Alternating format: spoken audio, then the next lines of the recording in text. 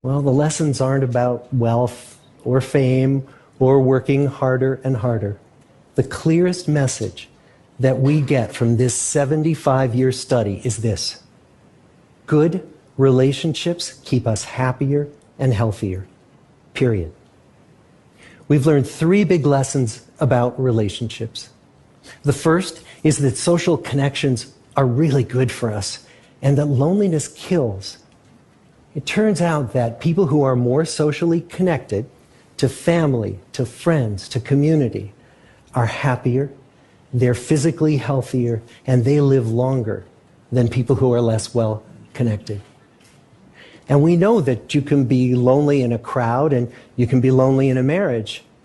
So the second big lesson that we learned is that it's not just the number of friends you have, but it's the quality of your close relationships that matters.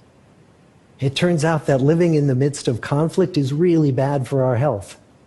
High conflict marriages, for example, without much affection, turn out to be very bad for our health, perhaps worse than getting divorced. And living in the midst of good, warm relationships is protective. The people who were the most satisfied in their relationships at age 50 were the healthiest at age 80. On the days when they had more physical pain, their moods stayed just as happy. But the people who were in unhappy relationships, on the days when they reported more physical pain, it was magnified by more emotional pain.